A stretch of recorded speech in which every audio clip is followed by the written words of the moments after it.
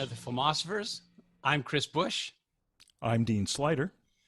And we are the Filmosophers, where we talk about film and filmosophy and movie talk with the people who make movies and the people who love movies.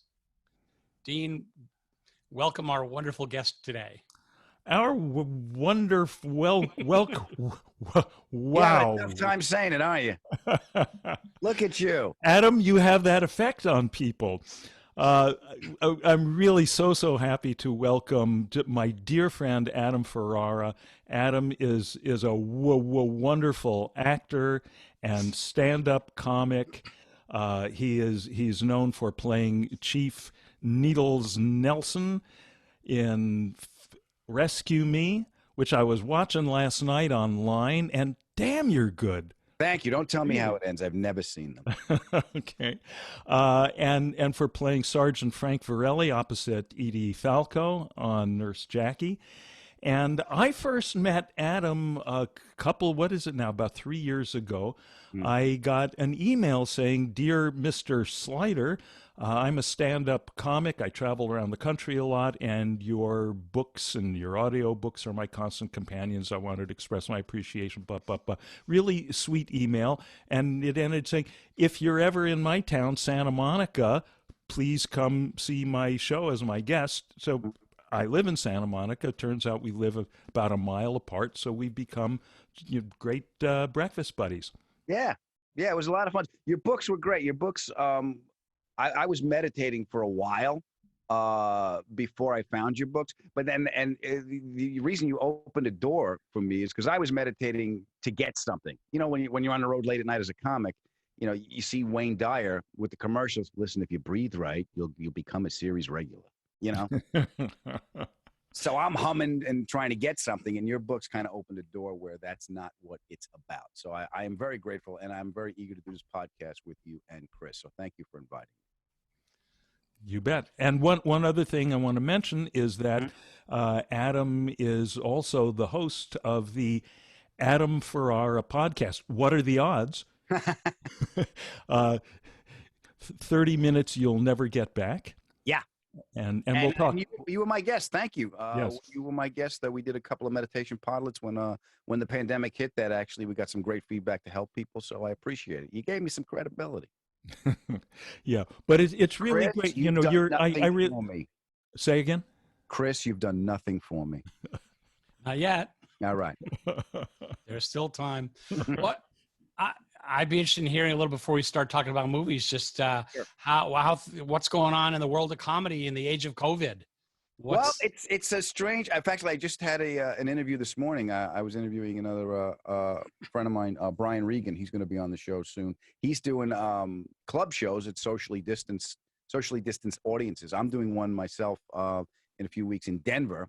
So I think what's going to happen is it's going to be social distance in the audience, and they're going to set up a Zoom camera and then also Zoom that performance. I think there's some geofencing where you can only see it in that area. A lot of this shit goes beyond me, guys. I'll be honest with you.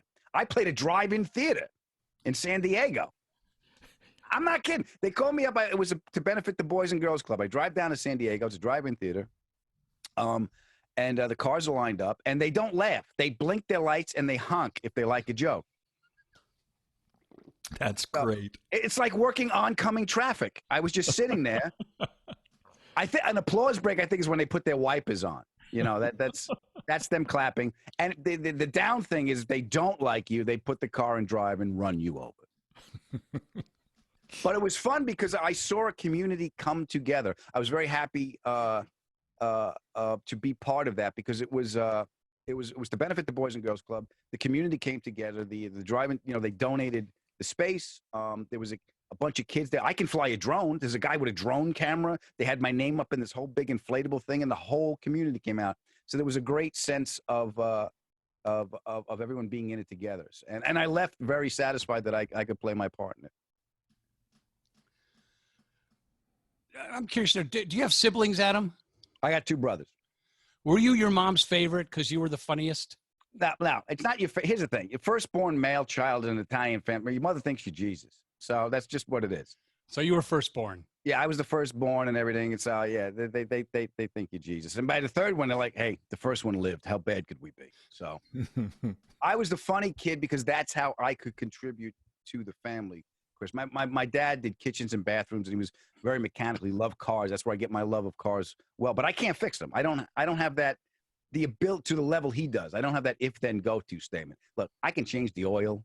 I can gap a spark plug with a matchbook, and I can smack the solenoid to get the starter to start. But other than that, I'm out. But my father could fix anything, and I didn't have that ability. So I always felt less than, but I could make everybody laugh. And the thing I remember was I could see that stressed look on my father's face when he came home, and if I made him laugh, it went away. And there was a big smile on his face, and my father was huge. He had a laugh that would fill a room. My father was a water heater with a head.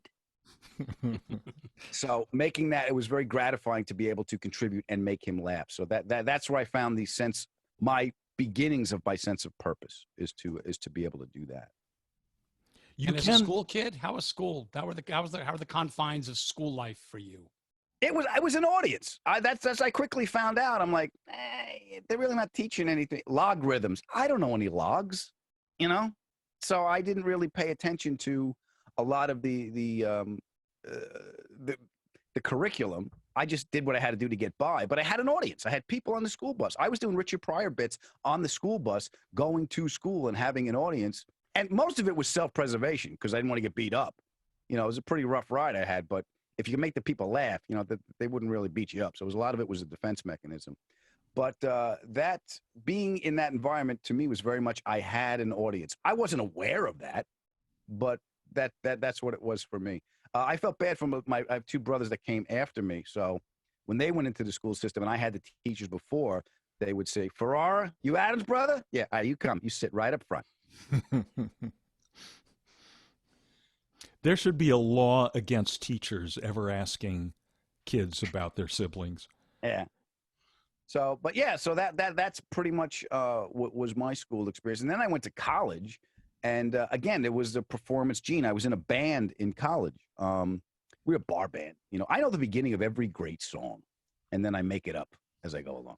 We were in a bar band, but and then once the band kind of fell apart, I looked around and I was like, I got to get a job. I can't, this school crap. So I did just enough.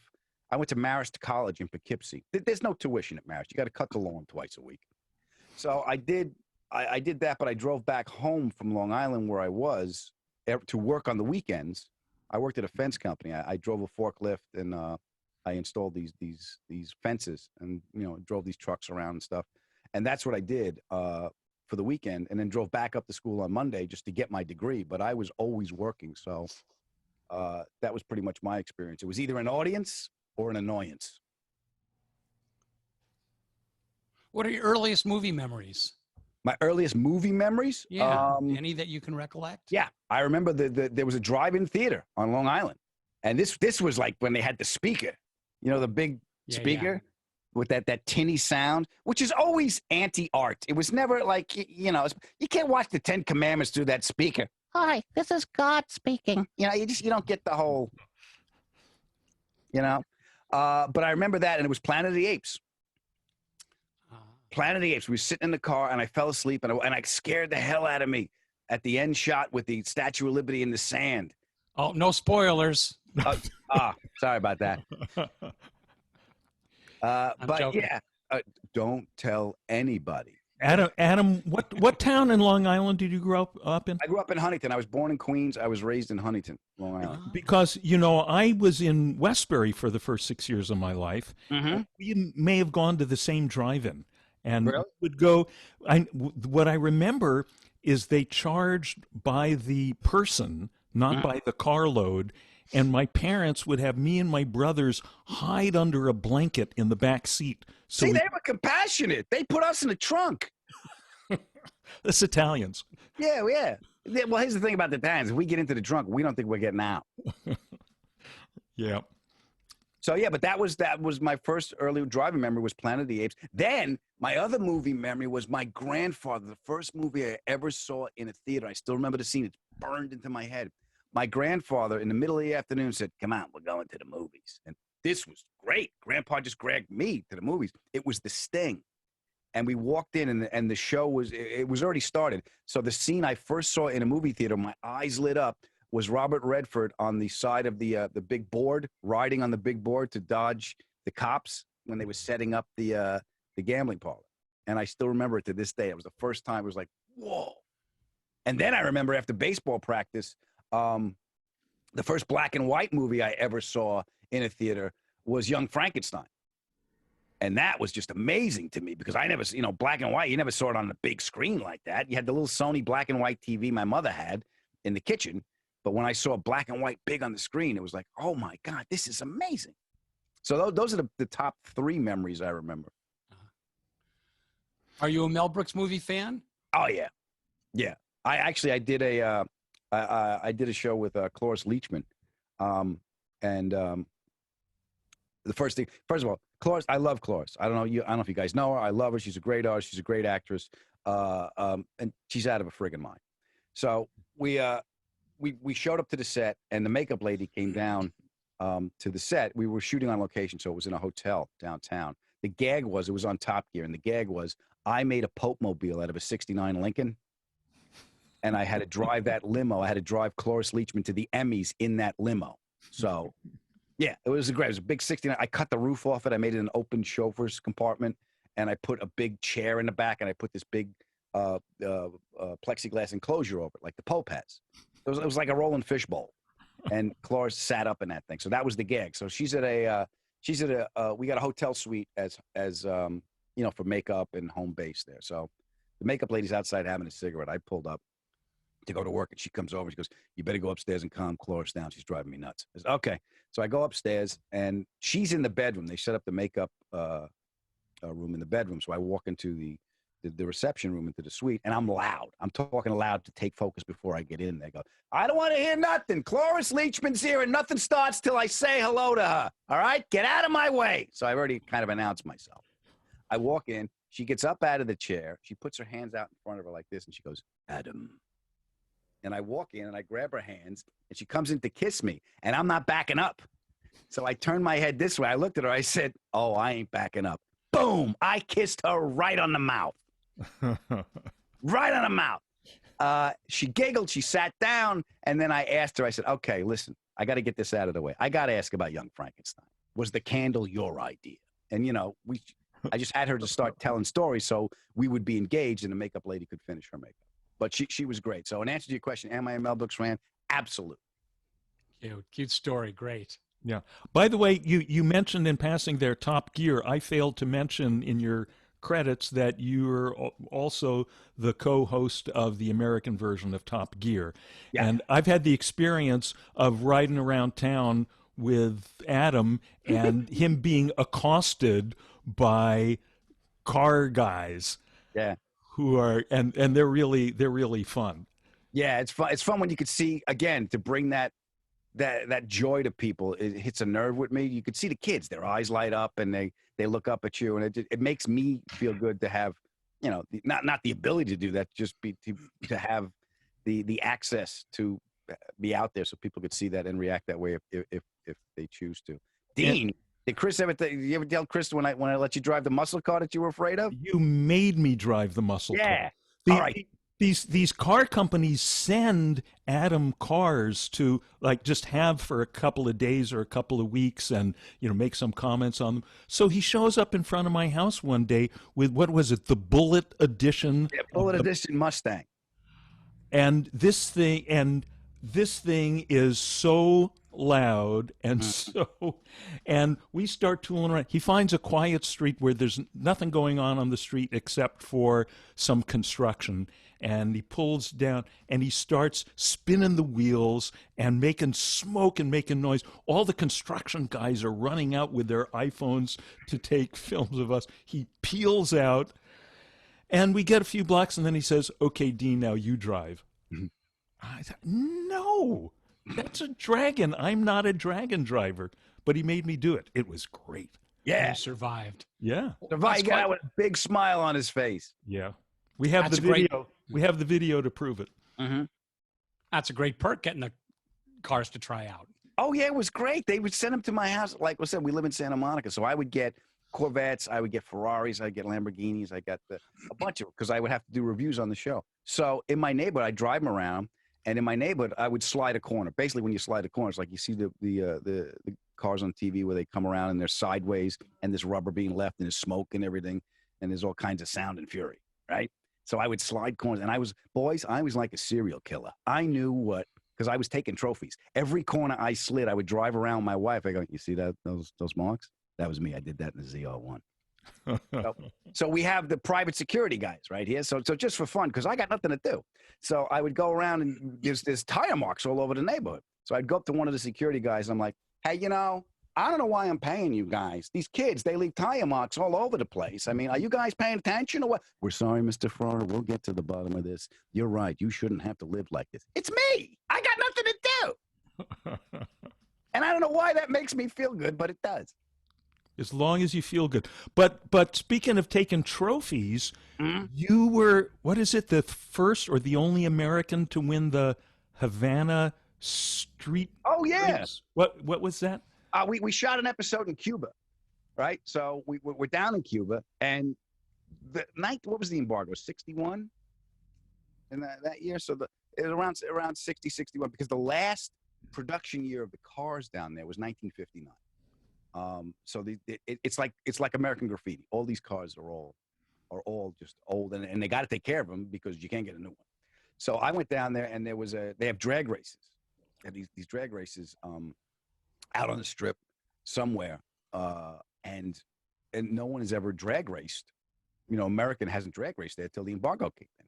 So we did an episode where I was one of the guys drag racing. So it was me and the other two guys, Rutledge Wood and Tanner Faust, and we were drag racing, and I won the race. So technically, I am the first American to win a drag race in Cuba since the embargo. You know what that gets you in the world? Nothing. Not a damn thing. You get the thanks of a grateful nation. I get the thanks of a grateful nation and an appearance on Filmosophers. So I'm glad I'm here, boys. There you go. Tell us about doing comedy and the experience of doing stand-up and the experience of doing film comedy and serious film acting. We got three things going on there. What happens on those different bases for you? Well, I started as a stand-up, so that was the first time I was on stage, and I did my first set, and it went very well. And it was like I said, I'm going to say a door opened up again. When you hit a golf ball right, you get that ping. That's what happened.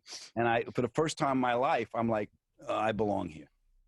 I don't know how long this is going to last, but this is where I belong. This is what I'm supposed to be doing. It was a knowing beyond understanding. And it was the first time I ever experienced that feeling, that felt sense. So I went down to, and I'm 20, maybe 21. I went down to my father's office because he came to my first night. Because here's the thing. I did my first open mic night in Long Island. And I made the mistake of telling my mother. And she told everybody. So the whole neighborhood showed up. So if I wasn't funny, I wouldn't be able to leave the house because it was a pretty rough thing. Hey, comedy boy, I came out to see you for that, So I had everybody in the audience. So I was funny. Fortunately, I was very funny, and my father was there. And I went down to his office the next day, and I saw him. And he looked at me with a look I never saw before. Like the look was, now looking back, it was like, I didn't know you could do that, was the look in his eyes. It was like stunned. And he gave me permission. I didn't know I needed it, but he did. Because I remember I told him, I want to try this. He took a long drag. He used to smoke Lucky Strikes. He took a long drag of his Lucky. And I said, Pop, I want to be a comedian. And he said, do it now. Do it now before your life gets complicated. Because when you get older, there's going to be a lot of shit you're going to have to deal with in this world. And the last thing you want is one day you look in the mirror and there's an old man looking back at you. You don't ever want to think, if I only tried a little bit harder. So I got permission from my pop to go and do it. So that set me off on stand-up. So I learned my lessons on the road by myself. And that led to TV out here in LA. And when I say TV, I mean, you would do stand-up on TV. And then I got a job on a sitcom. Now it was a 3-camera sitcom with a live audience. It was a show called Flying Blind on Fox with Tay Leone and Corey Parker. And I got a guest star lead. And it was the first time I ever acted. I didn't know what I was doing. I was making this up as I went along. But I got the same feedback on the laugh. And what I learned there was I learned to share the space, because stand-up is I'm the writer, producer, director, performer, and I get all the feedback. It's instant gratification. So I know where I'm going. It's my sense of timing. I was very pleased when I was in a scene to ride that laugh with somebody else. And that was just an instinct I had to share that space with somebody else. And I was pleased to find out, and again, this is all looking back, boys, because I didn't know this at the time. I was pleased to find out that I wasn't threatened because someone else was in that space with me and someone else was getting those laughs. So I was very pleased to find that out, because I wasn't being selfish and there wasn't a lot of meaning behind the laugh as far as contributing to my identity. I didn't feel threatened if anybody else was there. And again, I didn't have this awareness then. I have it now. So now I still had the feedback of having a live audience, moving from stand-up to acting in that sense. Now you go to single camera, which is movie acting, TV acting with no audience. This is where it got tricky. So I get a job, a show called The Job, actually. It was a cop show with Dennis Leary, written by Peter Tolan, who did Larry Sanders and Rescue Me and a bunch of other stuff. And that's where we met. So the first scene, there's no audience. I got to walk in. I got to make an entrance. I make a joke. I leave. And I'm too big. I'm way too big because I'm playing for that feedback from the audience, and it ain't there, boys. So cut. Peter Tolan happened to be directing that episode, came over to me, goes, let's take a walk. Now, first of all, Italians never want to hear, let's take a walk.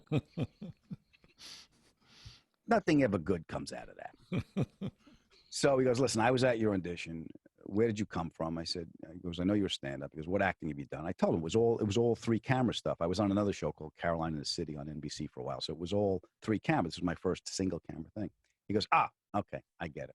He goes, don't talk to the audience. Just talk to Dennis. I go, what? He goes, yeah, just talk to Dennis. Okay. All right. Action. Boom. Did the line. Spoke right to Dennis. Looked over. Cut. He gave me a thumbs up. That was it. That was it. He just directed the energy. He had the foresight to know what was wrong that I didn't, and just boom, and just directed me that way. And from then on, it became a little more, not difficult, but challenging for me. A little more. I needed to summon a little more artistic courage to be vulnerable in that space with somebody else without an audience, if that makes sense to you guys. So that was more intimate. Look, I can be intimate with 400 people.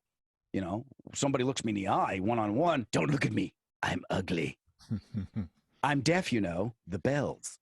So that became a little bit more challenging because I got to do that single camera, and I got to do a hybrid of, they called it dramedy then, comedy and drama on that show. And then Rescue Me led to more of that. And then when I finally got to Nurse Jackie with Edie, first of all, you're playing. It's a lot of Nurse Jackie, my character and her character. We were boyfriend, girlfriend. So a lot of it was just me and Edie. So I'm, you're big time now. It's just you and Edie Falco for 2 years in scenes. And it's an adult relationship where I had to pull on stuff in a man-woman adult relationship. Rescue Me was a drama too, but it was a lot of control, loss of control, struggle to regain control, screaming like my dad. This was more like having to be vulnerable in a space where the power driving the scene was Edie, and she was an addict, and I didn't understand. So I had to play that confusion. I didn't play regaining control. I had to play vulnerable confusion. So that was a little bit of a struggle to be vulnerable in that space. I think Chris is asleep. Did I bore him, Dean? Is he all right? Were you talking? What? Okay. All right. Were your lips moving? That was it. I will tell you that, Adam, how I know that what you did on Nurse Jackie worked. I mean, first of all, that's the first acting that I saw you do, and I was in love with you. Thank you, babe. I got why Edie would fall in love with you. I got that you found the heart of that guy and were willing to share it. And the other thing is, I've been like out to lunch with Adam at the tables in the front of Whole Foods when women come up to him and say, "I loved you in Nurse Jackie." Yeah, it's a smile. It was a great time, and she's a generous, wonderful person. I was thinking too, because I watched a few of the clips, just the legacy, quite great legacy of comics Mhm. who really excelled at serious roles. Hmm. And I think, just for instance, Jerry Lewis in The King of Comedy. Yeah. I couldn't stand his comedy films. I was Yeah. never a Jerry Lewis fan, but he was great in King of Comedy. Mhm. Jackie Gleason in The Hustler. There are a Yes. couple of classics that I can think of. All right, You- Fast Eddie, let's play. Yeah, the Fat Man. Do Mhm. you watch? I'm wondering if you watch performances, with comics or otherwise, and you'll see a scene, think, I would have done it a little differently, or if that had been Oh me. yeah, are you kidding? Does that happen all the I'm here time? with I'm here with the wife at the house. If we're watching a movie or TV and I see somebody I know on TV doing something, my first reaction is, he's working. He's working. No, but yeah, you watch. I don't watch to criticize. I just watch to see what's going on. But you said something earlier. I just wanted to go back to about Jackie Gleason in The Hustler, comedy guy doing it. Did you ever see Gigot? Yeah. Gigot. For those of you guys don't know, for those who listen to Pathos. this- yeah. Are you kidding? He's a French mute. All right. He doesn't speak in another language. So it's all visual communication, and you get everything, every nuance of how he is acting in a scene non-verbally. That's fucking brilliant. And that came from a character called Joe the Bartender that he used to do on the Jackie Gleason show, not on the Honeymooners. So it was one of the characters he had. So yeah, in order to have that pathos and be able to communicate, Pryor had that for me. Pryor was the first comic I ever saw. I was 12 years old. I snuck into a room, and it was one of those parties you went to where your mother would give you the warning in the car. You know, like, now look, your father does business with these people. Don't behave like animals, you know? So you go to the party. They were watching Richard Pryor. All the adults were watching Richard Pryor. It ended. Kids couldn't go in. They went in to get coffee, and I snuck into the room. I pushed rewind, and it was the in-concert video. And I was mesmerized. I didn't know that that's what I wanted to do, but I was profoundly moved. And I remember saying out loud to nobody, boys, I went, look what this man can do. He held an audience in his hand, and I never forgot that feeling. So yeah, that pathos he had, and that nonverbal communication hit me on a level I wasn't aware that I had. Tell us what are your favorite comedy films? Favorite? Oh, I got a bunch for a bunch of different reasons. You talked about Mel Brooks. There's Mel Brooks was of course, Young Frankenstein, Blazing Saddles. The Jackie Gleason, another Jackie Gleason, Smokey and the Bandit. That was one of my favorite because I saw that with my dad, and my dad had that little pencil thin mustache, and he had that presence. My dad had that presence, and that yelling is what I was used to growing up. When he goes in to order give me a Diablo sandwich and a Dr. Pepper, make it fast, I'm in a goddamn hurry. And then he walks out to the car to yell to his son. He goes, you want something? That was my house. Just people screaming like that. Hush puppies, daddy. We got no time for that crap. You know? So that made me laugh. And then there was the Woody Allen stuff that always made me laugh. That was pretty funny. There was a great Deconstructing Harry was a Woody Allen film with Billy Crystal that I thought was great. Then there was the Pryor films with Gene Wilder, Silver Streak, Stir Crazy, and The In-Laws. Peter Falk was one of my favorite guys to watch on television, and he did a movie with Alan Arkin called The In-Laws, and that I think is one of my favorites. That I think that's on my short list of the funniest films of all time. Yeah. And the two of them, Alan Arkin and Peter Falk, I can't think of a more brilliant couple of comic actors working together and working off of each other. Yeah. Yeah, that movie. I'm sorry, go ahead, Chris. Oh, I was going to say, let's talk about The In-Laws for a couple minutes here. Mhm. Yeah, go ahead. I want to hear What it is about it. What it was about it? It was about, first of all, it was a buddy film in my mind, and I always gravitated towards that because I always loved The Odd Couple, the Jack Klugman, Tony Randall series. I always, in New York, growing up on Long Island, you saw it on 11 o'clock was The Odd Couple on Channel 11 from 11 to 11:30. 11:30 to 12 was The Honeymooners, and then you turn the TV up before Mom finds out you're still up, right? So that's what you did. And I was always the Honeymooners were black and white, and Gleason was my dad, so that was comfort food for me. But the The Odd Couple, they lived in New York City, which is where I wanted to go. And there was a relationship where these two friends loved each other, drove each other crazy, and helped each other through life. There was always a scene in that called the teaching scene. I got to know Klugman a little bit before he died, and we went out to dinner a couple times. And he said there was always the teaching scene where Felix would teach Oscar something, or Oscar would teach Felix something, and they would yell at each other, but they were trying to help each other.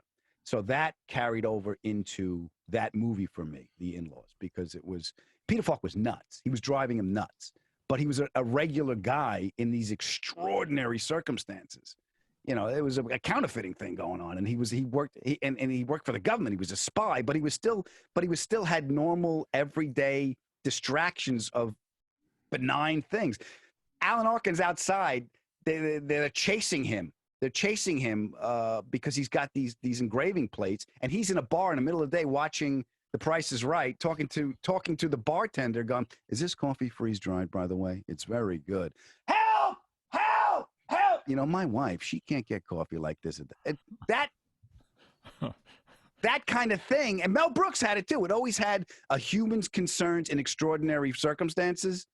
You know, like if you listen to the 2,000-Year-Old Man, they would say, you know, what is it? One of the things Carl Reiner would say to him, what did you do when you discovered God? We prayed. How did you pray? You're like, we would say, oh, don't kill us. Oh, please, don't hurt us. Don't. Did you call him God? We called him Philip. You know, it's just, there was like those little, these extraordinary questions with very human. I don't know if that is making any sense to you. Yeah. Do you know the very first time that Mel Brooks and Carl Reiner did the 2,000-Year-Old Man together at a party? Yeah. The first thing that Carl Reiner threw at him was, "We have here a man who was present at the crucifixion. Tell us, what was that like?" And Mel Brooks's first line was, "Oy." Yeah, yeah. It was just like, oh God, I got to start with this shit again. Yeah. You know, it's like you got such a human feeling from these extraordinary circumstances that always stuck with me, and that's what carried into The In-Laws for me. It had all the elements. It had the buddy film. It had the crazy guy annoying the other guy. The other guy, Alan Arkin, was just a guy trying to live his life and have his daughter's wedding in that stressful circumstances. Now we need this lunatic coming in, but you could tell there was an underlining friendship or love for each other that was there.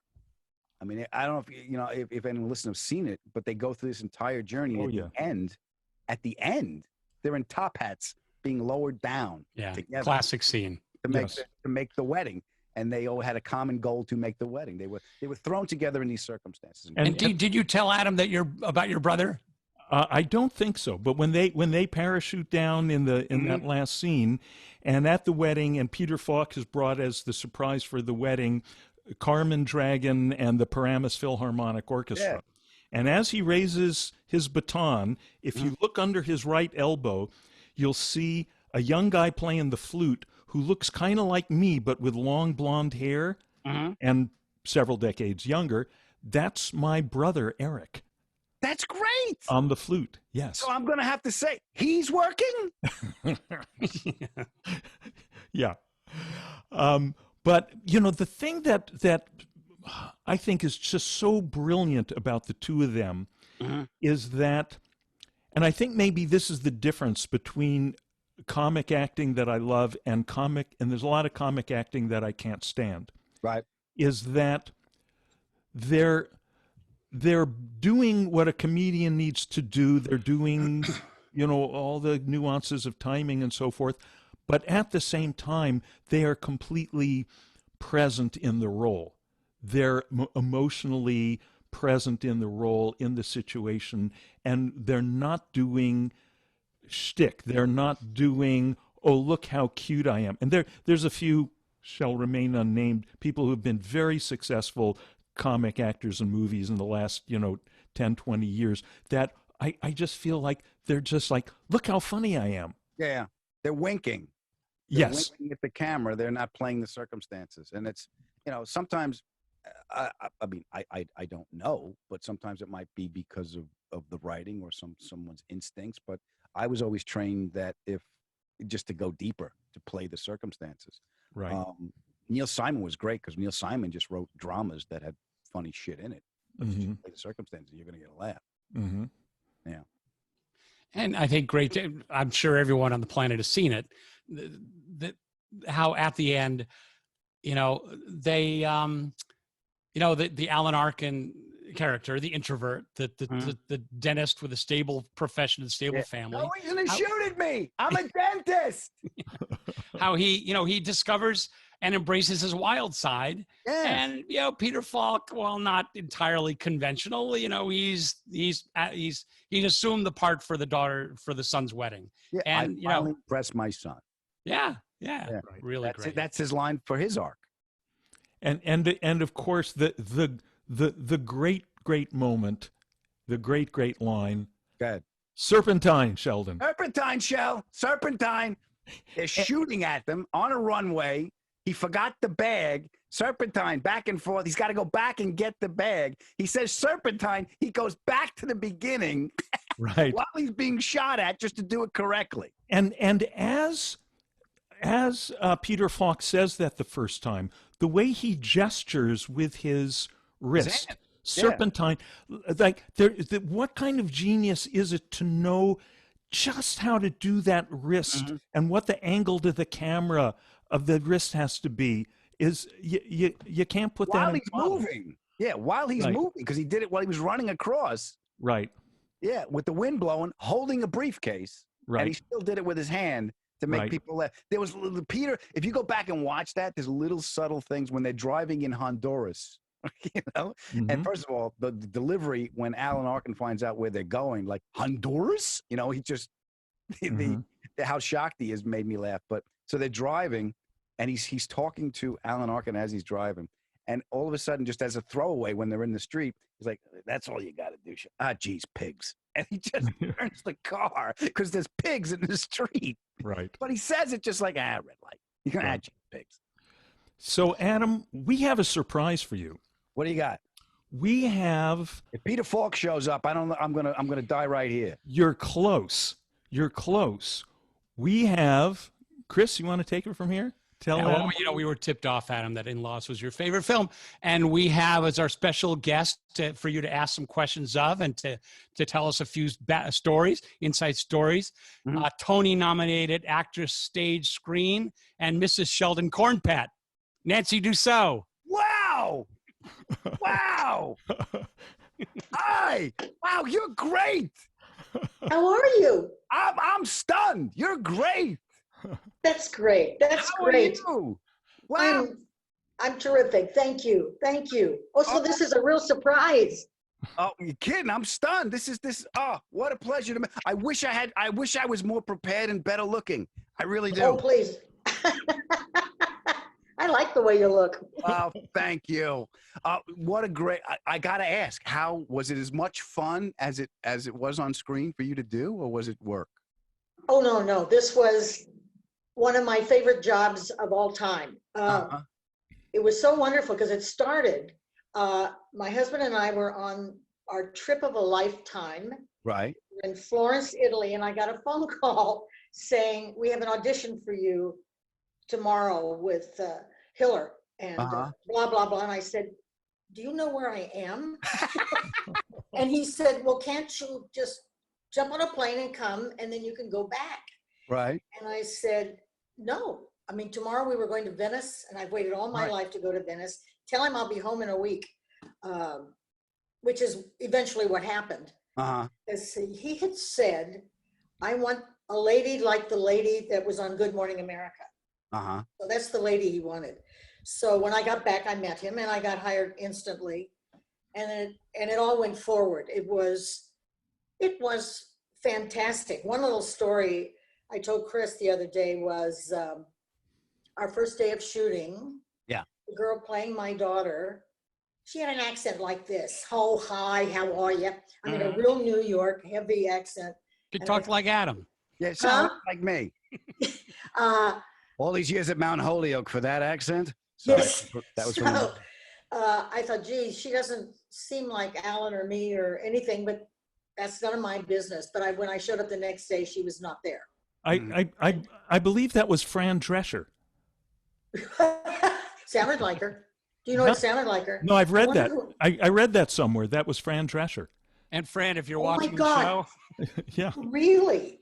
yeah. Isn't that funny? Because I thought, gee, what happened to her? And I felt kind of bad, but I was crazy about Penny. We became really, really good friends. Fran did okay. Yeah. I'm sure she put it behind her. But they rented a home in in the Pasadena area, Uh-huh. and I was so happy to be with those two men. I have to confess, I was quite overwhelmed working with them. And again, back to our first day of shooting with the new daughter, Uh-huh. Penny Pizer. We rehearsed a scene, and we did it a few times. And Arthur stopped and he looked at me and he said, "God," he said, "you're very funny." He said, "Are you like that?" And I said, "Yes." And he went, "Oops, I don't want that." Oh. I don't want you funny. I want you Oh. just like that nice lady I watched every morning. So Right. from then on, I had to be just a nice lady. You had to make that choice. But it was so great because at the home where we were shooting, there was a grand piano, and some people would sit down and play the piano. Adam would sit down and play the piano. And then I remember one day I saw Peter Falk outside right near the bushes all around the house, practicing, doing his lines, Yeah. getting that accent and that inflection and everything that was typical, what we know of Peter Falk from Columbo and all that stuff. Yeah. But they both were such gentlemen and so easy to work with. That movie, we finished early. Mm-hmm. We were under budget, and it was an enormous hit right away, which that doesn't often happen. No, not at all. Are you kidding? And another story I love is one day when I was just hanging around, and some of the extras and guys playing secondary parts were sitting around, and they were talking about Peter. And I said, "Oh, have you worked with him before?" And they said, Mhm. "Oh my God," he said, "we're in everything he does. Yeah. We've become old friends." He said, "because he wants to make sure we get our insurance, Yeah. our health insurance." How cool is that?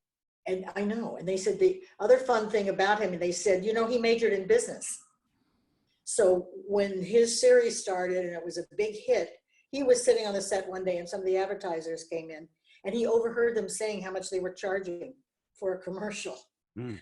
So he just quietly got up. The guy said he just quietly got up, went to the phone, called his agent and said, "I want more money." God bless him. And I God thought, "Oh bless him. God, you're not kidding. You're Can not I kidding." ask you? Can I ask you about the dinner scene? I know. I'm asking you about him. No. Beaks, flies with beaks. That scene took forever. Yeah. They Yeah, did big whole scene. things on each character, and I happened to be the last. And being a woman, I went, "Oh my God, it's so late at night, and how am I looking, and what am I going to do, Yeah. and blah blah blah." And what happened was, as I was listening, and I wasn't even aware I was doing it, but people started laughing. The other actors started laughing because I would take a piece of the pie with my fork, and by the end of my sequence of my solo shot, the pie was piled up about half a foot on my plate. Nothing had been eaten. And Adam said they should just show that. They should just show you in that piece of pie with all this dialogue in the background. But it was such a mad, fun movie. And Dick Libertini, all these guys that were in it. Yes. I tried to get Libertini to play my father in a pilot. Oh, yeah? Yeah, but the pilot. Nancy, I've done more pilots than a U.S. air flight attendant. They don't go anywhere. Well, it's a funny time. They just aren't doing as many shows, and they're not. Yeah. It's How much crazy. of that, if I could, you guys chat amongst yourselves. I'm talking to Nancy. How much of that was improv? Did you guys have room to play, or was it just stick to the script? I don't know. No. I think it was more or less written. Okay. But boy, I'm not sure. I couldn't say for sure. Yeah. But there was such a freewheeling madness about it. I don't know. Can I ask about Too Close for Comfort? Sure. Okay. How was Ted? First of all, Ted- brilliant. Just brilliant. Yeah, we really had a good time and we really laughed. Though, he had a tremendous ego. Yeah. Tremendous ego. One time when we'd gone out to lunch and we were coming back in the gate and the guy stopped him. Mm-hmm. I said, you know, where's your pass? You can't go in. And Ted did one of these. He went, this is my pass. This. And about once every 6 months, 8 months, he would ball us all out. Oh yeah. How we weren't working, you know, hard enough or anything. And then when I first started the series, I was engaged, and finally my fiance came out to LA, and Ted didn't like it because I didn't pay much attention to him. He was very odd about that. Okay. But he eventually my husband ended up directing. He got his first directing job on Too Close for Comfort. So that was good. I'm still very much in touch with the two girls and Jim Bullock. Very much. Yeah. Which I think is great. Yeah. I actually ran into Jim. I ran into Jim at a lunch because we had some mutual friends that he worked with. Very nice guy. At least he was at lunch, Nancy. I'm sure. Oh yeah, no, he's terrific. He's quite exceptionally gifted, Jim. Yeah. He can paint, draw, build, do. I mean, I said if your acting career takes a dive, you could be an architect or a designer or whatever else. He's great, and both of the girls. I mean, Debbie's continued to have a very successful career, and Lydia's been writing and doing. And I mean, I'm very impressed. I'm very impressed and stunned at how old we all are. Yeah, Nancy, this is the oldest I've ever been. Oh, well, you're doing great, aren't you? You are. I'm very fortunate. I'm very fortunate that, first of all, today's been a great day. I got to talk to you, and you guys just really hooked me up. So thank you guys, because this was a big treat for me. Can I play your mother sometime or your grandmother? I would love. Are you kidding? I would love to. Wouldn't that be great? How much fun will we have? Are you from New York? I am. Yeah, I was born in Queens. I was raised in Long Island. And now you live in LA. I still got my little apartment in Queens, but the wife is happier out here. Yeah. Yeah, so we live out easier. Here. It's more of a life. I mean, because I'm sorry, I said my apartment in Queens. I got an apartment in the Village in Manhattan, and it's great because you know I can work there when I'm working, but it's tiny. You know the Village. It's a little loft. And Frank had more room than we do. Aren't you glad you weren't stuck in that through all these hard months? I know. So you're doing all right, and you're feeling good, and all is well. I'm doing good. Thank you for asking. I'm doing good. I got my little podcast that keeps me busy. I got friends like Dean that keeps my. What's the name? What's your podcast? Oh, my podcast is called the Adam Ferrara Podcast. 30 minutes, you'll never get back. Well, I can get on it. Yes, I would love to have you on it as a guest. That would be great. I would talk to you all day.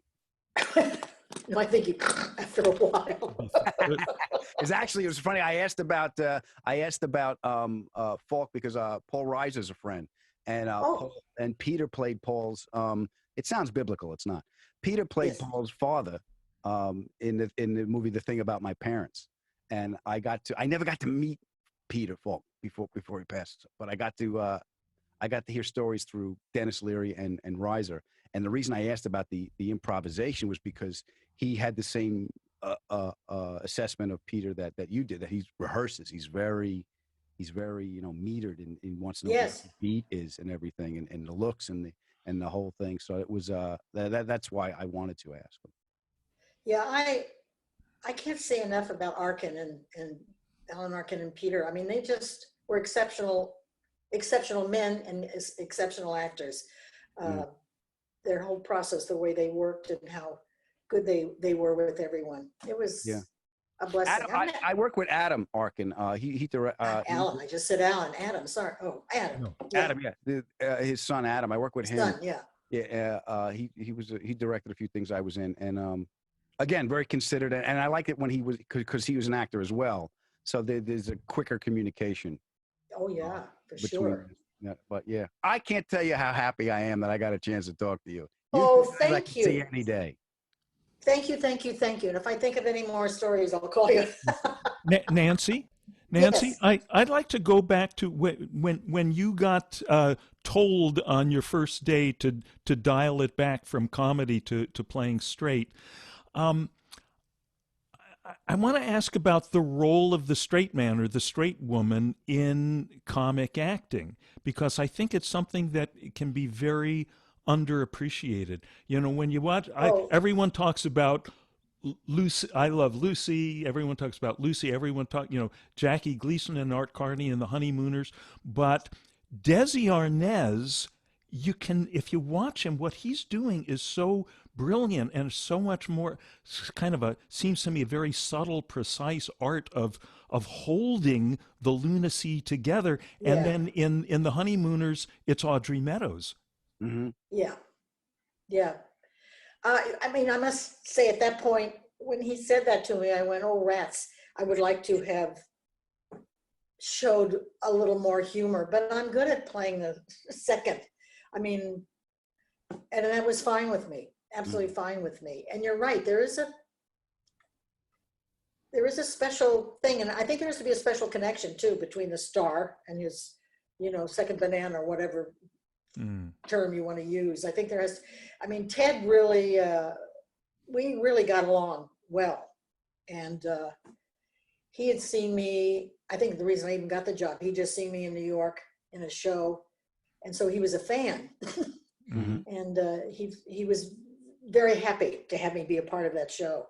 And I did get to be funny. And I loved what he said one time, because he did kind of outrageous things, reactions, in his reactions and statements. And he said, it doesn't matter how big I am. He said, as long as it's truthful, if it's coming from a crazy truthful thing I can do.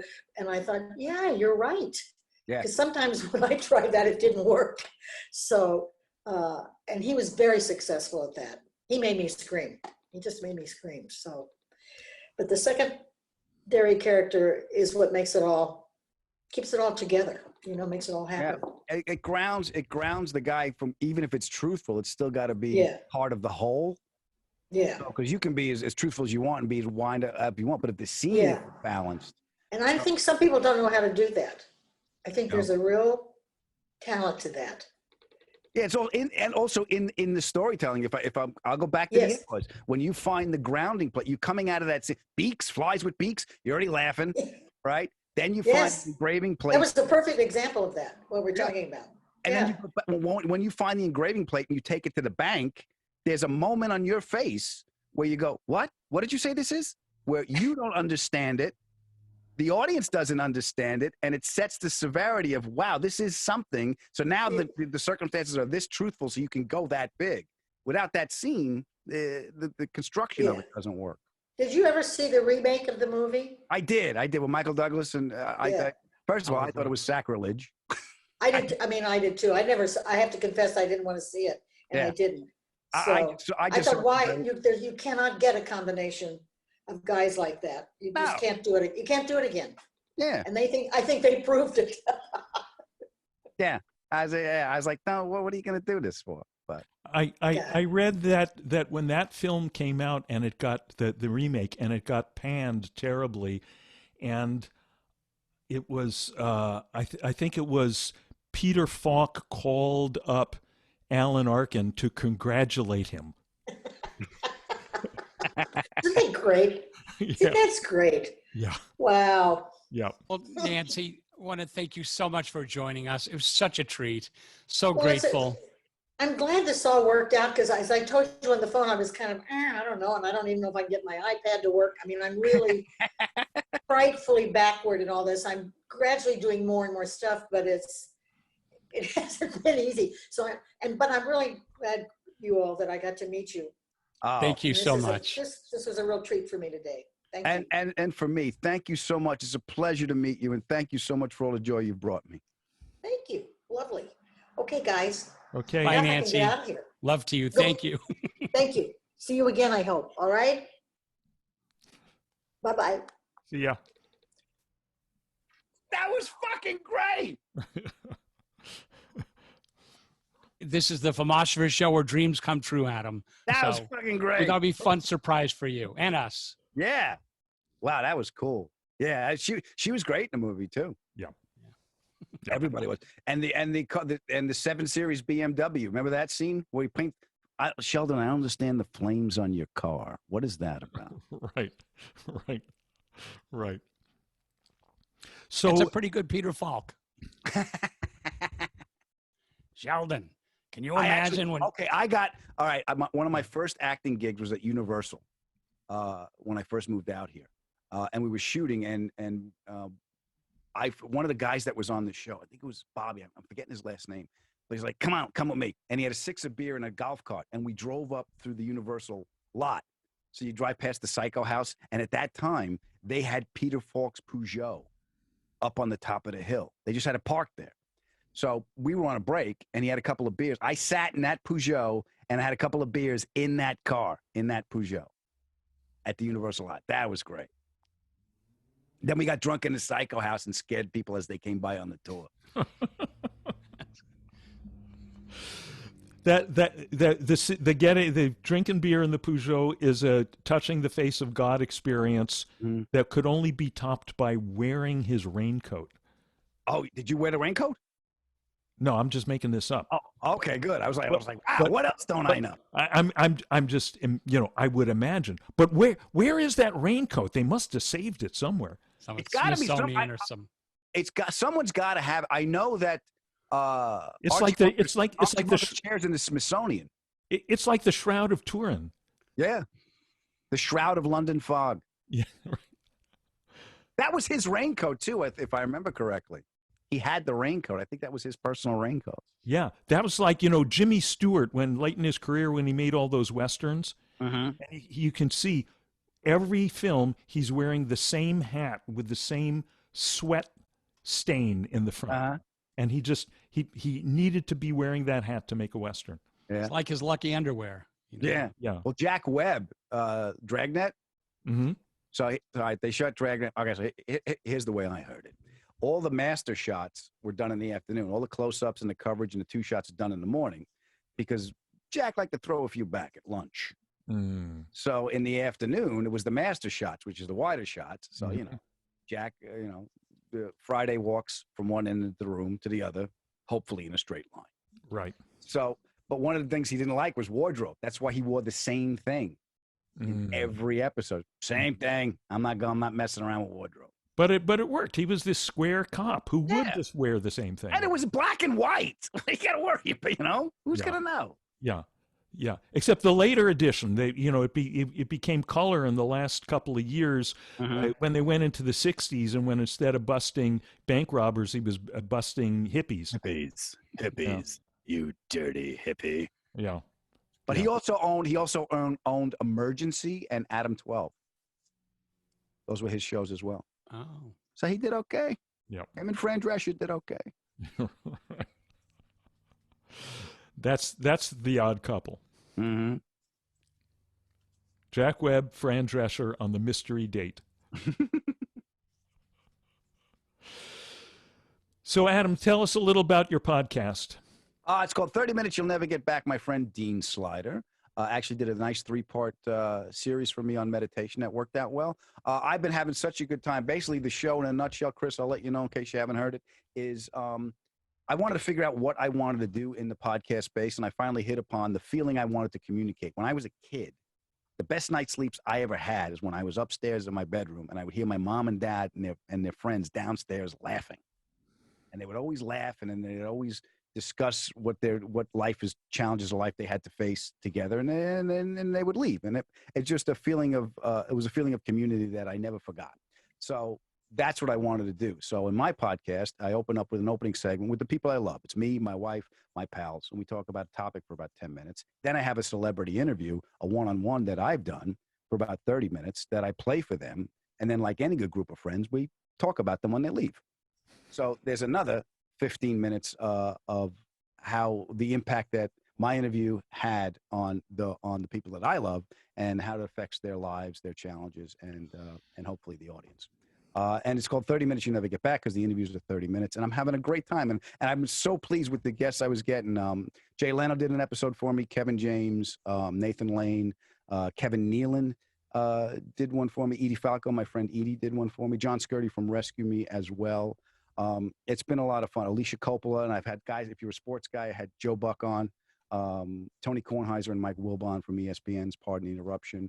And I like true crime, so I had an FBI profiler on named Bradley Garrett. He worked on the Bundy case. That was creepy. That was pretty creepy.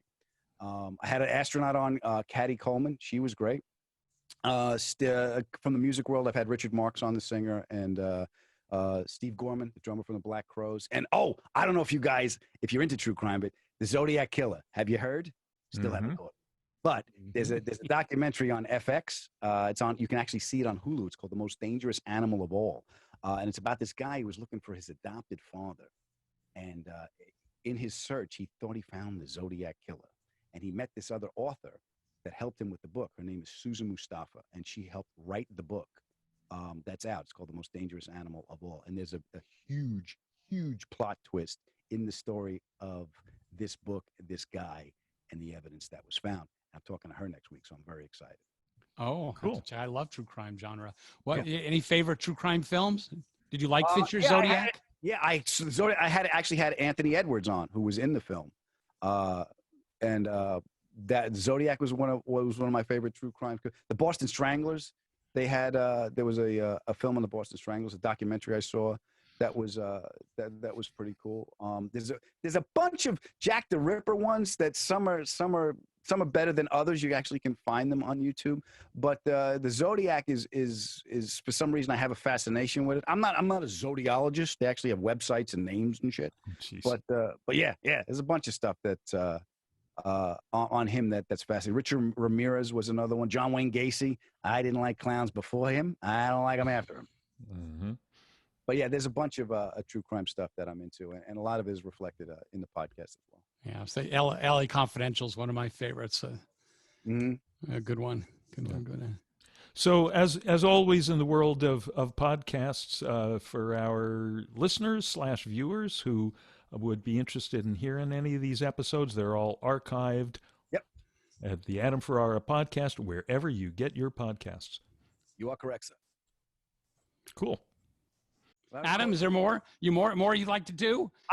Look, I'm talking like a meth head, so I didn't know where you guys wanted to go. It's called meth head acting. Yeah, I just didn't know. Yeah, I just didn't know where you guys wanted to go. So I'm sitting there going, I better shut up. I'm talking to Nancy Dussault. I'm like, oh shit, this isn't my show. What am I doing? If you want to go back to, I forgot his book. I read it too. Alan Arkin has a meditation book. I don't know if you guys are aware of it. I might have it in my phone. It was very, very good. I just don't know if I still have it in my phone, but it was a book on meditation that I thought was great. And that's where I met Dean. I'm not seeing it in my library, but that's where I met Dean, was through his books as well. And even in talking about movies, there's a lot of things. Cinema Nirvana was one of your books. I don't know if you brought that up on your podcast yet, but it's a great book because there's all kinds of Dharma lessons in movies that you're accustomed to. And that was one of the books I read of yours too, that really opened the door for me as well. So I just admire the fact where you can see that in storytelling. And if I could ask you, Mr. Slider. Yes, sir. How did you, when did you first start putting those two things together, or just seeing this kind of Dharma lessons in life in general? Because I was always fascinated. Never got a chance to ask you about that. Back in the late 60s and early 70s, when I was studying and practicing with Maharishi Mahesh Yogi, and Chris was as well. And at one of the training sessions one of the training retreats we were on with Maharishi, we were all invited to take some kind of new angle on writing like an introductory lecture on transcendental meditation. And mine was titled, "I Can't Get No Satisfaction." That was you? That was me. So I took the Stones song and I don't remember the details of it now, but I unpacked that lyric and made it all about the quest for enlightenment. That's the boat that we're all in. I can't get no satisfaction. And the punchline of it was that whenever the pop music stations, the rock and roll stations, would do their listener surveys in the 60s, Satisfaction was always the number one rated song. And then by the early 70s, the number one rated song was Stairway to Heaven. So that was my punchline, that somehow that through meditation we're going to transition from I can't get no satisfaction to taking the Stairway to Heaven. And then a few years later, I was in the founding years of Maharishi International University, where Maharishi's whole idea was to have a regular 4-year college where we teach the traditional disciplines like, chemistry and art and literature and all of that, but in the light of what he called the science of creative intelligence, which was just his name for the Enlightenment perspective of life. And I was in the graduate program there. I was in the first set of master's degree students, and my master's thesis was on science of creative intelligence goes to the movies. Oh, okay. So, and that actually became the seed of Cinema Nirvana many years later. So in that paper, I wrote a couple of paragraphs about The Godfather and wrote something, I think, about King Kong and this and that.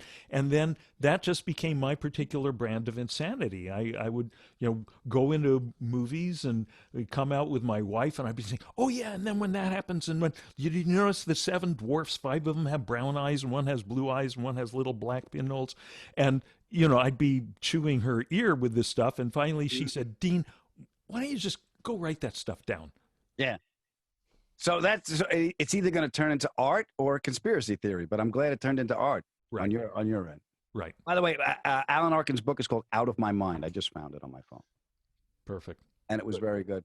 But yeah, that's how I met you. And you've helped me a great deal. And actually, even I don't know, Chris, he's actually in my act now. I use Dean's name in my act. I actually do a bit about meditation. My friend Dean said, you should try meditation. And I said, Dean, why are you talking like that? But he taught me to separate myself from my thoughts so you could observe your thoughts, which is great. But now I'm at the point where I'm observing my thoughts, but I observe them like this. I see you, you motherfucker. You're the reason all this shit's going bad in my life. Yeah, I'm too wound up to meditate. I don't think your mantra should be, son of a bitch, son of a bitch, son of a bitch, son of a bitch. Adam, I perceive a lot of stillness in you. Yeah, still crazy after all these years. There you go. Well, boys, I had such a good time with you guys. Thank you so much for inviting me. Thank you for getting Nancy. What a treat this is for me. This is going to be great. I can't wait to tell the wife, honey, I'll be right there. This is going to be great. Good. Okay. Good. Thank you guys so much. Adam. Be well, be happy. All right. Well, Adam Ferrara, thank you for joining us on this edition of the Filmosophers, and I hope everyone enjoyed the show. Join us next time. Good to see you guys. Be well. Best to your families. Thank you. Thank you for joining us on the Filmosophers Movie Talk Show. Please subscribe to stay up to date on our newest episodes.